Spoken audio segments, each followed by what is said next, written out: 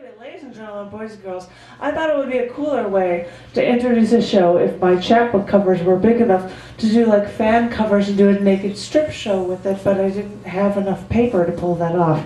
Elizabeth Marino has just had this recent chapbook published, and as I've heard from other people recently, this is actually a really good reading and a really good show.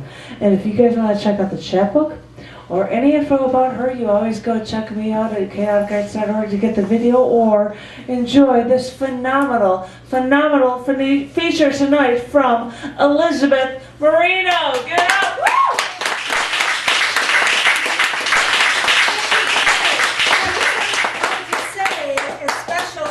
For this particular crowd, this is the first time I've taken ceremonies out for a walk in public. Okay, first time hot off the press. I just got my copies yesterday. So Dave Getchik also is here from Puddinhead. My first chapbook, Debris. I've got copies. I get a deal if you want to get 2 of them. It's $12. And you have my complete works. So. I'm okay for one. Okay. That's a good deal for 2. That's awesome. 2 of them. That's $12. A lot of places you pay $12 for 1. So there you go. Okay. This is kind of in honor of the Olympics that it's folding up. As a young high schooler, I was fascinated by women's tennis. And it was a time of Margaret Court and Marina Navratilova and you know, all kinds of wonderful people. So it's a little bit about this. This is another thing about just excellence and women striving for excellence. Of Margaret Court and butterfly strokes. It should be simple, a tennis ball's arc. Oh, the rhythmic pulse of a churning water from butterfly strokes. In each stroke a standard met through the flesh of a woman athlete. Listen. They are arranging the brass now. Perso strains in through national anthems. Or Margaret Court, where did your gaze fall? Does a simple arc sanction your deadly return? As a girl, I was witness to your play. On the green courts of Wimbledon, your home hard court Australian Open, your Olympic appearance, no mean feat. Before her professional women's tour, before endorsements, Billie Jean King returned Court's volley with a forceful backhand and character challenges, which continued. I remember Heartland legislators raised the floor. No extramural girls' sports. It could damage girls' reproductive organs. Literally, they said this. Court could check a locker room gaze as sinful. On different sides of an Australian civil rights hearing, Billie Jean rose, then rose again. Her songs preceded her, her serve preceded her. This king loomed, a public figure, a role model. Each taught us pride in excellence, to play, to win. The circle dial of a diamond Movado, the arch support of a top athletic shoe, the glossy green 4-color fashion campaign, brand names embrace the Union Jack snap. And now, watch Grand Slam champion Serena Williams step up after chronic illness. Her arms fell, weary too soon, then rose to Wimbledon double victories in 2012. Her strokes light, fast, and fierce. Game.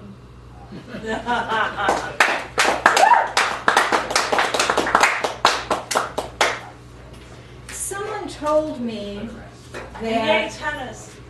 Yay, tennis! Yay, tennis! Somebody told me that a very small charity hospital on the south side called Chicago Lyman Hospital was on the verge of being demolished because of the University of Chicago Children's Hospital that was replacing it. That hospital was where I was born. And I'd never actually gone back to the physical place I was born. And I was curious. So one day I was hitting the 57th Street bookstores and I found it. And this resulted. Maternity wing.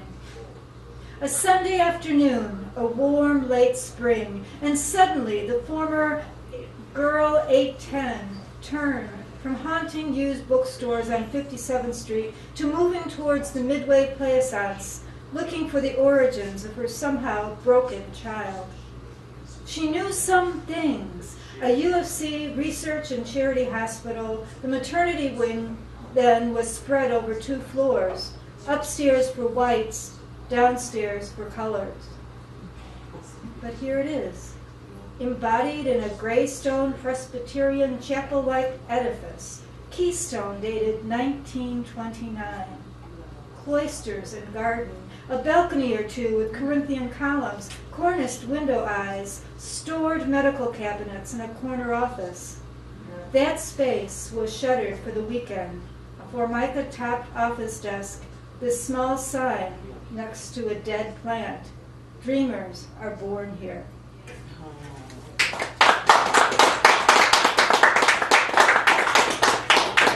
And not to say that a lot of my poems are inspired by disasters, including a lot of my life, but this was inspired by a call for poems to be healing, to go out to Japan after the tsunami. Legacy saplings, a tanka for Japan. 2 groves, a cartographer's dream. Your blooms, a sudden sweetness. Here, your open-handed gifts thrive under our militant sun. Cherry blossom dreams. Cherry blossoms, heavy water, fall from legacy saplings. In a moment, the earth rose and met the sea. Time's idea meets your blossoms. A sudden sweetness, are pink, singed by snow.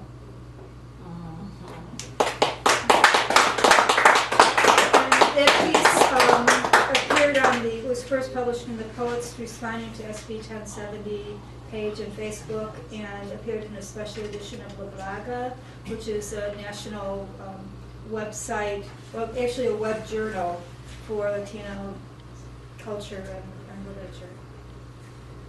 Okay. And this one also did the SB 1070. SB 1070, shorthand, was basically responding to the different Arizona initiatives that were anti-immigration, and including things that led to banning books in Arizona and eliminating ethnic studies in Arizona. So a lot of different things centered around that legislation. The dance hall. The woman without yellow hair sits on the dance floor and sits it out. She marvels, her green print dress, a vegetable cloud of organdy, which moves as she moves. There was a time, a kiss at the back of her knee, lips tracing her outer thigh muscles, the rising tide caught her breath. Now the clave and djembe call her to unlock her hips. A good Cuban flan in hand, custard coats her lips. Michaela laughs at the heartfelt offers from boys with raven hair and bad shoes. She waits for her song. Her fingers slowly open, rest on her knees. Soon the equinox, the rock rolls away from the mouth of the cave. The floor is more open now. A coda gives way to a downbeat. Sweaty grace notes rise. And that was appearing after Out Loud.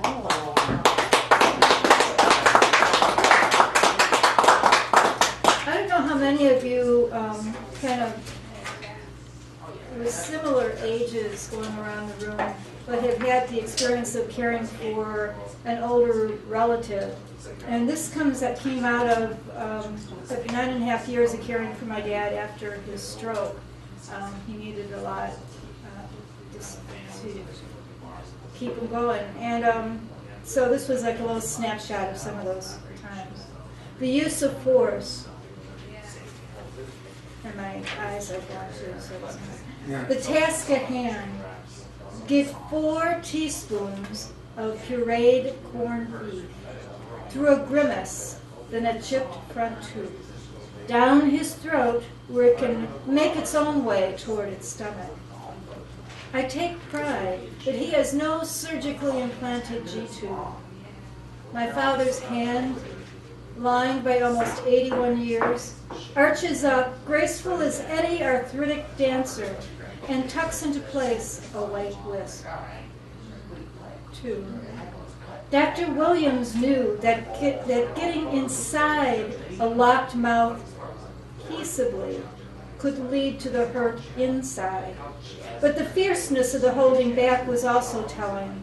A clenched jaw protecting a coated tongue, the struggle a dance of failed diplomacy partnered her fear of domination.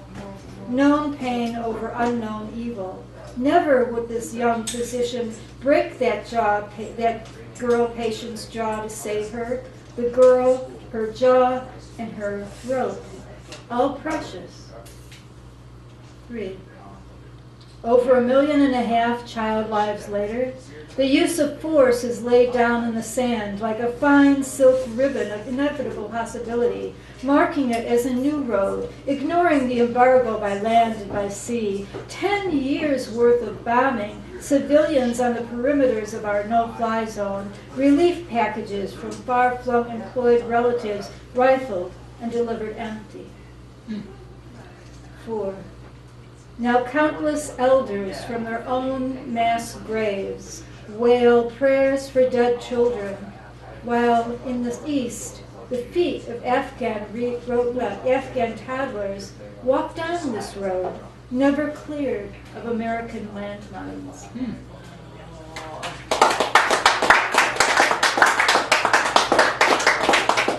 So I feel lately I've been listening a lot to a compilation album of Phil Oakes. It's kind of a topic. And I just got to hear Phil in the background, sit at the top. It's called Pornographic Pictures, and it's after the assassination of Dr. Stephen T. Johns and Dr. George Tiller. Both happened in June of 2009. George Tiller was an abortion doctor, had a clinic. He was gunned down, actually in church. And Mr. Tiller Johns was a security guard for the Holocaust Museum, and he was gunned down just outside the museum while he was on duty. We've all seen the pornographic pictures. We've all seen what's led to a clothesline full of dirty laundry. A firestorm stamped up and down with cigarette burns. A head bright with cholo colors slammed through their nursery wall. Her mouth, so much better than his, finally shut up by a fistful of keys and a left hook from behind, aimed repeatedly at her face. Because, sobbing, he was so sorry he could not protect her, she told trusting, from that animal who just came and took her. We've all seen the pornographic pictures, then locked our own deadbolts and turned our own pages. We've also seen other pictures of lockups with cots in the halls, of children sleeping under desks of social service agencies, lacking in emergency placement, and homes barred from taking them back. Which child are you looking for? Her hand reaching for the top of a pile of files at the tipping point. She admitted, sheepishly, she might not know if I was looking for a fugitive or a corpse. So much work. Who can easily tell these days who might blow at any minute? Who was merely odd? And who was stockpiling AK-47s in the basement, all with proper permits, their owners not having any psychiatric records? A humble proposal. Why not use hate groups to subcontract the work of identifying the truly crazy and dangerous, as opposed to just truly crazy, crazy and dangerous among us? After all, imperial wizards have got great records for finding lost souls, hearing them out, and equipping them to do the heavy lifting of realizing the fruits of their propaganda. goaded, so many earned celebrity from their online troops of 200. The feds could recruit smiling Sarah Palin to be the public face for their outreach. Then, under an FBI sting, they would disclose their loyal brethren, and we would neutralize them one by one. Yeah. So I tried to look at everybody that's like really into shoot to kill, all the damn bastards, you know, can figure out neutralize being dead, or just get them decompressed or something, you know, just out of circulation. A little close. Was it Sierra Bed? A little closer to home here. On the 36 Broadway bus. Yeah. It's raining. Misting, she confirms. The one standing to the one sitting. Plastic carefully arranged, it's spilling onto the floor. Head slowly rises, meets the eye of one standing. It is. The man in the too tight brown suit steps back. Never watch those brown suits, that's trouble. Too tight brown suits step back, further down the aisle, allowing space while fumbling for his personal music player. Drops it, curses softly, then finds a seat. Everybody slightly rearranges themselves. Memory of daybreak and fresh hot chocolate pours into her consciousness. She sits and smiles to herself. The other one sitting nods.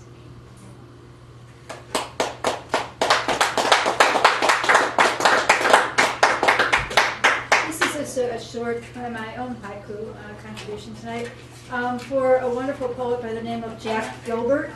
If you haven't read him, please run out and do so. He's a wonderful lyric poet, very spare, not a whole lot of extra stuff with his poems, called Passing Gilbert. Passing Winter for Jack Gilbert.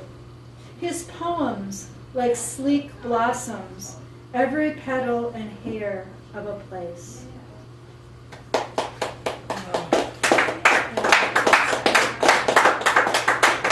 This one was published in November in an anthology that the Guild Complex put out called Amore, and it was just basically love poems by people who had read at Palabra Pura readings over the past year.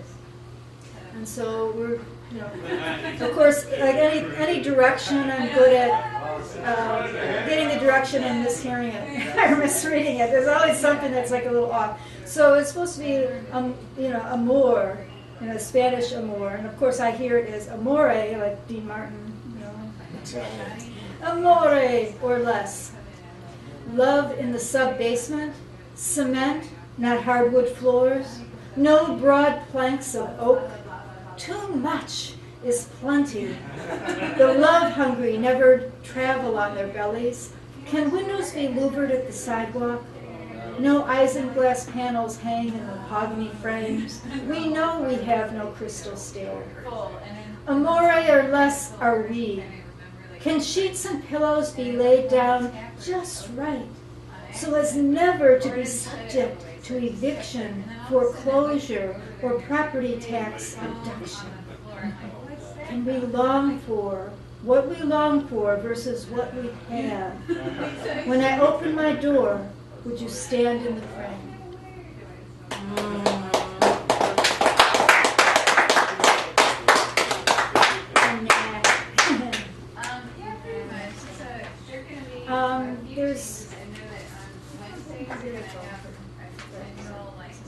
This one was a very special poem. I started thinking of it, you know, somebody else was writing about 1898, and it was, among other things that happened, 1898 was the end of the Spanish-American War, but there were 4 countries that were ceded from Spain to the United States, and each had its own history from there. And it's kind of going back to that point in time forward. Daughters of 1898. Puerto Rico, Cuba, the Philippines, Guam, determined we lived in the spaces between names. From Spanish Navy backwash to the hairy back of the United States Protectorate of 1917, we took a step back as a nation non-republica, self-determined, living in the spaces between, calling ourselves Borocane. We journeyed under no country's passport, named ourselves without permission. We lived in the spaces between. Mestizo people do not fit any easy anthropological categories. We went unnamed, confused when choosing for ourselves a race on U.S. forms.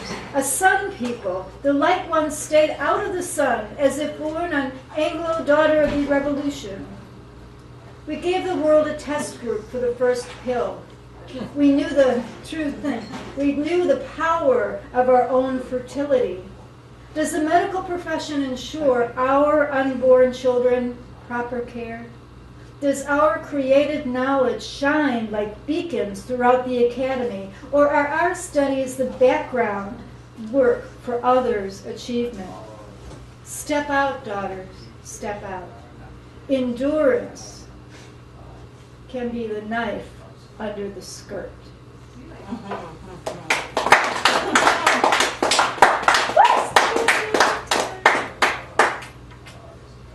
This is another one.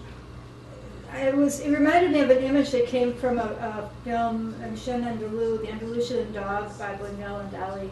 And if anybody's seen it, usually this scene is about, if you remember one scene, it's usually this one. The two lovers are in a beautiful, little apartment, and they go out onto the balcony, and it's a full moon, and it's all lovely, and it's in black and white, real silvery black and white. And you can see the reflection of the moon in the girl's eyes, and we see the gentleman's reflection in her eyes, and it's as if the moon and he are vying for her attentions. And he takes a straight edge razor and slashes her eye.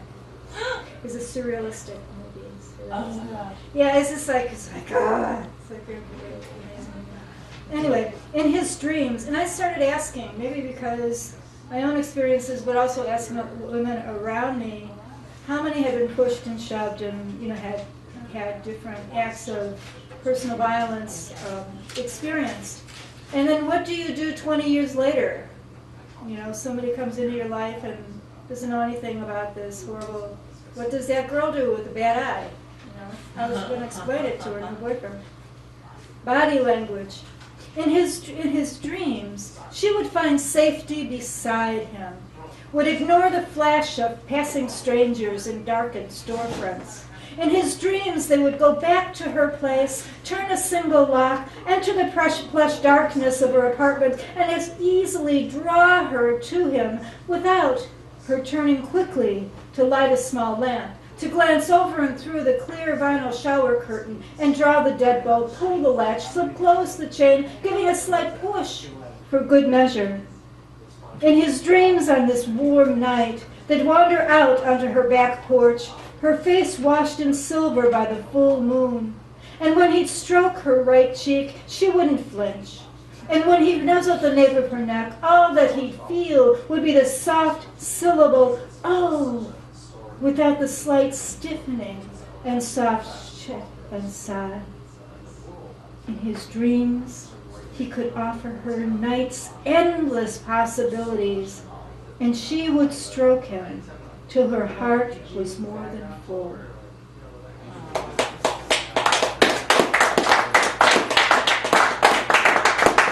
This one came out, I can't remember exactly where, but by the book, and it has the credits on it. Okay, and the last poem. The last poem? It's after. That's fine. Your last one. You're good. Last one. This comes out of. Well, actually, no. That's my last one. Comes out of a seminar when I got some money to go down to New Mexico and be on Georgia O'Keeffe's Ghost Ranch, and it was like really amazing. Song for Stars and Wild Grass. Flowers come to mind for some reason. Our train plunges out through the pitch black night. I never knew I liked the pitch black night. Sparks fly from the engine. I didn't know I loved sparks. I didn't know I loved so many things, and I had to wait until 60 to find it standing on that window of the Prague-Berlin train, watching the world disappear as if on a journey of no return. It's from Hazim Hikmet's Things I Didn't Know I Loved. And I love this poem. This is an amazing poem. And it was written in 1962 in Moscow. 10 fingers over a rough palm. Blue clouds clouded black night in this watch of fresh stars. Fingers once ever limber hesitate over a piano keyboard. Grasses beneath the milleflora galaxy grow in all the varieties. Yellow mesa flowers with spots of periwinkle and red.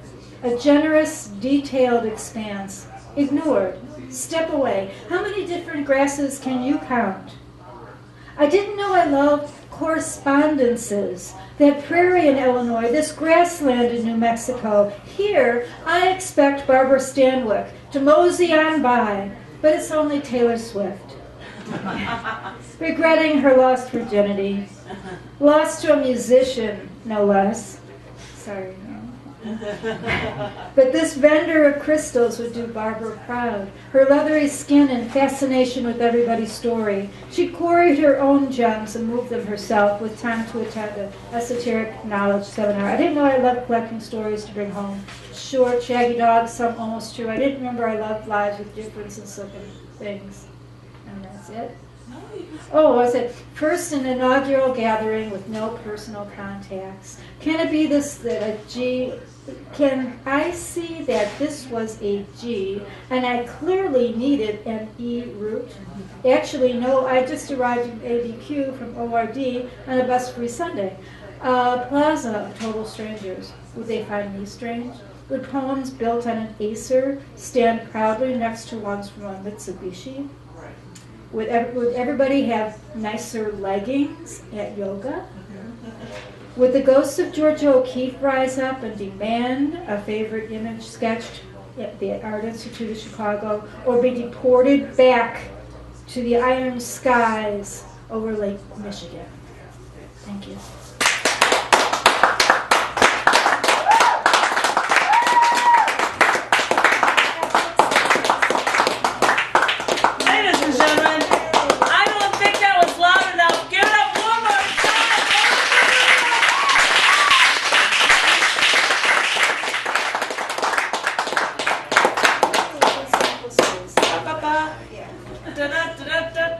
And 2 for 12. 2 for 12. 2 for 12. Go number. All the complete work.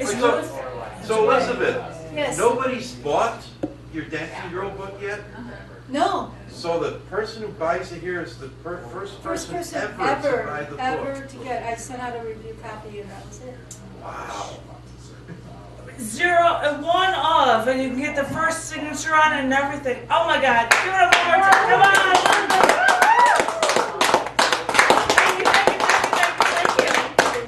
Don't forget your purse.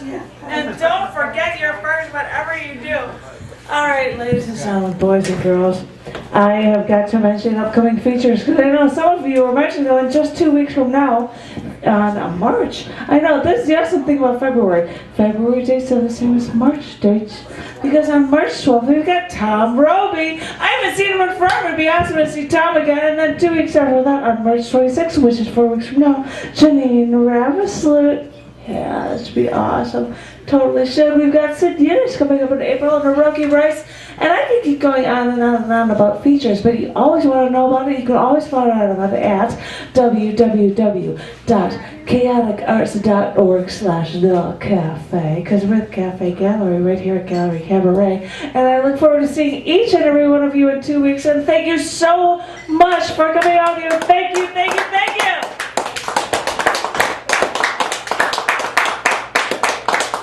Well, Sid Yiddish, he's the stripper, right? Yeah. And there's a thin chance he might have a Danish band with him. Okay. Yes. I don't know, I don't have a confirmation on any of this, but in April, he might have a Danish band that is in town. That's going to be for it. Sing one. Dead serious. Yeah.